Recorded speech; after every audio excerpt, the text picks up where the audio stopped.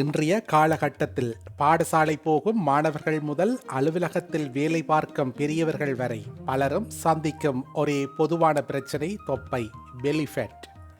நம்மால் அழகாக சட்டை போட முடியவில்லை என்ற அழகியல் பிரச்சனைக்காக மட்டும் பலர் இதை பார்க்கிறார்கள். ஆனால் உண்மை அதுவல்ல. தொப்பை என்பது நமது ஆரோக்கியத்தின் முதல் எதிரி. இது பல கொடிய நோய்களுக்கான காரணமாக அமைகிறது. பொதுவாக தொப்பை என்று நாம் சாதாரணமாக சொன்னாலும் அதில் 2 வகைகள் இருக்கின்றன என்பதை முதலில் நாம் புரிந்து கொள்ள வேண்டும். இது தெரிந்தால்தான் எது ஆபத்தானது என்று நமக்கு தெளிவாக புரியும். தொப்பை இருந்தால் என்ன? எனக்கு எந்த பிரச்சனையும் இல்லை, என் அப்பாவுக்கும் தாத்தாவுக்கும் கூட தொப்பை இருந்தது என்று நம்மில் பலர் அலட்சியமாக இருந்து விடுகிறோம். இது மிக மிக தவறான ஒரு எண்ணம். முதல் பகுதியில் நாம் பார்த்த அந்த விசரல் கொழுப்பு ஒரு டைம் பாம் போல நமது உடலுக்குள் அமைதியாக காத்திருக்கிறது. ஏனென்றால் மற்ற கொழுப்புகளைப் போல இந்த உள் கொழுப்பு சும்மா உட்கார்ந்திருக்காது. அது ஒரு இரசாயன தொழிற்சாலை போல 24 மணி நேரமும் பல விதமான நச்சுப் பொருட்களையும் மோசமான ஹோமோன்களையும் நமது இரத்தத்தில் நேரடியாக கலந்து கொண்டே இருக்கிறது. இந்த கொடிய ரசாயனங்கள் நமது உடலில் ஒவ்வொரு பாகத்தையும் மூளையிலிருந்து கால் வரை மெல்ல மெல்ல பாதிக்கின்றன. தொப்பையின் ஆபத்துக்களை பார்த்து பயந்து விட்டீர்களா? கவலை வேண்டாம். நல்ல செய்தி என்னவென்றால் இந்த கொடிய விசரல் கொழுப்பை கரைப்பது சருமத்திற்கு அடியில் இருக்கும் சாதாரண கொழுப்பை கரைப்பதை விட சுலபமானது. ஏனென்றால் இது உடலின் முக்கிய உறுப்புகளுக்கு அருகில் இருப்பதால் அங்கே ஆபத்து இருப்பதை உணர்ந்து நாம் லேசாக முயற்சி எடுத்தால் உடல் முதலில் இந்த கொழுப்பை தான் கரைக்க ஆரம்பிக்கும். ஆனால் பலர் செய்யும் பெரிய தவறு என்னவென்றால் தொப்பையை குறைக்க வேண்டும் என்று முடிவு செய்தவுடன் தினமும் 100 முறை சிட் ஆப்ஸ் அல்லது வயிற்றுக்கான பயிற்சிகளை மட்டும் செய்வது. இது 100க்கு 100 தவறான அணுகுமுறை. இது வேலைக்கு ஆகாது. தொப்பை என்பது எல்லோருக்கும் ஒரே மாதிரி வருவது கிடையாது. உங்கள் நண்பர்களில் சில ஆண்களுக்கு வயிறு மட்டும் பெரிதாக ஆப்பிள் போல இருப்பதை பார்த்திருப்பீர்கள். சில பெண்களுக்கு வயிறு தட்டையாக இருந்தாலும் இடுப்பு மற்றும் தொடை பகுதிகளில் கொழுப்பு சேர்ந்து பேரிக்காய் போல இருப்பதை பார்த்திருப்பீர்கள். ஏன் இந்த வித்தியாசம்? இதற்கு காரணம் நமது உடம்பை ஆட்டிப்படைக்கும் ஹோமோன்கள் தான். ஆண்களின் தொப்பை ஆண்களுக்கு கொழுப்பு சேரும் போது அது பெரும்பாலும் வயிற்று பகுதியில் தான் முதலில் சேர்க்கிறது. அதிலும் நாம் கையால் கிள்ளக்கூடிய தோலுக்கு அடியில் உள்ள கொழுப்பு அல்ல. அதைவிட மிக ஆபத்தான விசரல் கொழுப்பு எனப்படும் உள்கொழுப்பு தான் அதிகமாக சேரும். இந்த கொழுப்பு நமது கல்லீரல், குடல், கணையம் போன்ற முக்கிய உறுப்புகளை சுற்றி ஒரு போர்வையாக போல் படிந்துவிடும். நம்மில் பலருக்கும் இருக்கும் இந்த பெரிய குழப்பம் இது. நான் காலையில் எழும்போது என் வயிறு தட்டையாக அழகாக இருக்கிறது. ஆனால் மதியம் சாப்பிட்ட பிறகு சாயங்காலம் ஆக ஆக என் வயிறு ஒரு கர்ப்பிணி போல பெரிதாகி விடுகிறது. எனக்கு ஏன் இப்படி திடீர் தொப்பை வருகிறது என்று கவலைப்படுவார்கள்.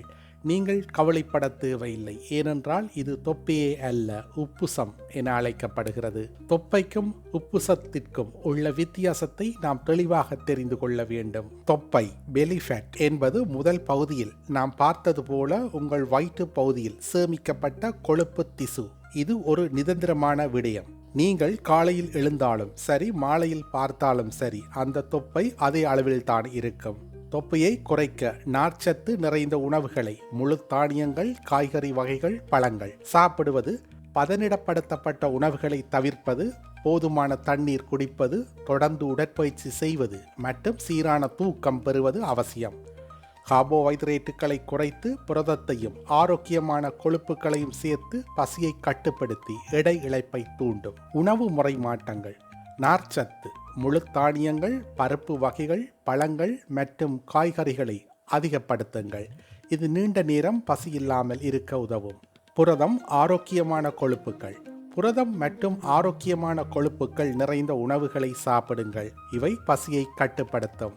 பதப்படுத்தப்பட்ட உணவுகளை தவிர்த்தல்.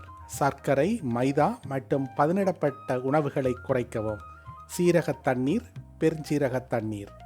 சீரக தண்ணீர் குடிப்பது தொப்பையை குறைக்க உதவும் ஒரு பொதுவான வீட்டு வைத்தியம். குறைந்த கார்போஹைட்ரேட். கார்போஹைட்ரேட் அளவை குறைக்கவும். வாழ்க்கை முறை மாற்றங்கள். உடற்பயிற்சி. தொடர்ந்து உடற்பயிற்சி செய்வது முக்கியம். போதுமான தூக்கம். நல்ல தூக்கம் உடல் எடையை குறைப்புக்கு அவசியம். நீரேற்றம், நிறைய தண்ணீர் குடிக்கவும். உடல் உழைப்பு. உடல் உழைப்பு இல்லாத வாழ்க்கை முறையை மாற்றுவது அவசியம். கூடுதல் குறிப்புகள்: 14 மணி நேரம் விரதம் போன்ற முறைகளை எடை குறைப்பதற்கு உதவக்கூடும். மருத்துவ ஆலோசனையை பெறுவது மிகவும் முக்கியம். குறிப்பாக தைராய்டு போன்ற பிரச்சனைகள் இருந்தால் இந்த மாற்றங்களை செய்வதன் மூலம் தொப்பியை குறைத்து ஆரோக்கியமாக வாழலாம். இன்று காணப்படும் உடல் பருமன் பிரச்சனையை குறித்து அண்மையில் சென்னையை சேர்ந்த நீரிழிவு மற்றும் வளர்சிதை மாற்ற நிபுணரான மருத்துவர் அஸ்வின் கருப்பன் இன்று நாம் பார்க்கும் உடல் பருமன் பெரும்பாலும் மரபியல் ரீதியானது என்கிறார். அதாவது பெற்றோருக்கு உடல் பருமன் இருந்தால் குழந்தைகளுக்கும் உடல் பருமன் வரும். இந்தியாவில் இது ஆண்களுக்கு தொப்பையாகவும் பெண்களுக்கு தொடை மற்றும் பின்புறம் பருமனாவதன் மூலமும் வெளிப்படுகிறது. மற்ற நாடுகளில் அவர்களது உயரம் மற்றும் எடைக்கு ஏற்றவாறு அவர்களது உடல் முழுவதும் இது பரவி இருக்கிறது என்றார். இதனால் குறைவாக சாப்பிட்டாலும் உடல் எடை கூடுவதை பலரும் அனுபவித்து வருவதாக கூறுகிறார் மருத்துவர் அஸ்வின். இப்பிரச்சனை குழந்தைகளில் இருந்து வயதானவர்கள் வரை அனைவருக்கும் இருக்கிறது என்கிறார் அவர். பாடசாலை குழந்தைகளில் இருந்து கல்லூரி மாணவர்கள் மற்றும் வேலைக்கு செல்பவர்கள் வரை அனைவரையும் இப்போது உடல் பருமனுக்காக சோதிக்கிறோம் என்கிறார் அவர். இதற்கடுத்தபடியாக உடல் உழைப்பை கோராத வேலையும் உடல் உழைப்பு இல்லாத வாழ்க்கை முறையும் மாறிவிட்ட உணவு பழக்கமும் உடல் பருமனுக்கு முக்கிய காரணங்கள் என்கிறார் மருத்துவர் அஸ்வின். இதனால் உடல் பருமன் பிரச்சனை மிக தீவிரமான ஒன்றாக மாறிவிட்டது. 40 தொடக்கம் 50 வயதிற்கு மேல் பெரும்பாலானோர் வாழ்க்கை முறை மாற்றத்தால் வரும் நோய்களால் அவதிப்படுகிறார்கள் என்கிறார் அவர். உடல் பெரிதாக இருப்பதால் மட்டுமே உடல் பருமன் பிரச்சனை இருக்கிறது என்று பொருள் அல்ல என்கிறார். ஒல்லியாக இருப்பவர்களுக்கு கூட உடலில் இருக்கும் கொழுப்பின் அளவு அதிகமாக இருந்தால் அது உடல் பருமன் பிரச்சனைக்கு இட்டுச் செல்லக்கூடும் என்கிறார். இந்தியர்களிடம் இந்த பிரச்சனை ஒல்லியாக இருந்தும் உடல் பருமனான இந்தியர்கள் என்று அழைக்கப்படுவதாக கூறுகிறார் அவர். வழக்கமான அளவீடுகளில் உடல் பெருண்மை குறியீடு 24க்கு மேல் இருந்தால் அதிக எடை, 30க்கு மேல் இருந்தால் உடல் பருமன், 35க்கு மேல் இருந்தால் அதிக உடல் பருமன் என்று கணக்கிடப்படுகிறது. ஆனால் இன்று ஒல்லியாக இருப்பவர்களும் உடல் பருமன் பிரச்சனையை சந்தித்து வருவதால் இன்று உடல் பருமனை அளவிட உடல் பெருண்மை குறியீடு மட்டுமல்ல வேறு சில கணக்குகளும் பின்பற்றப்படுகின்றன என்றார். குறிப்பாக எட்மேண்டன் உடல் பருமன் கணக்கீடு என்னும் ஒரு அளவீட்டு முறை பின்பற்றப்படுவதாக கூறுகிறார். இதில் உளவியல் ரீதியாக உடல் ரீதியான வளர்சிதை ரீதியான அம்சங்கள் அனைத்தும் கணக்கில் கொள்ளப்படுகின்றன. உதாரணத்திற்கு உளவியல் ரீதியாக மன அழுத்தம் இருக்கிறதா, உடல் ரீதியாக உங்களால் அனைத்து செயல்களையும் செய்ய முடிகிறதா, வளர்சிதை ரீதியாக உங்களுக்கு நீரிழிவு, உயர் இரத்த அழுத்தம் ஆகியவை உள்ளனவா என்பதை கருத்தில் கொண்டே ஒருவரது உடல் பருமன் கணக்கிடப்படுகிறது என்றார். முக்கிய குறிப்பு: இந்த தகவல்கள் பொதுவான விழிப்புணர்வுக்காக மட்டுமே.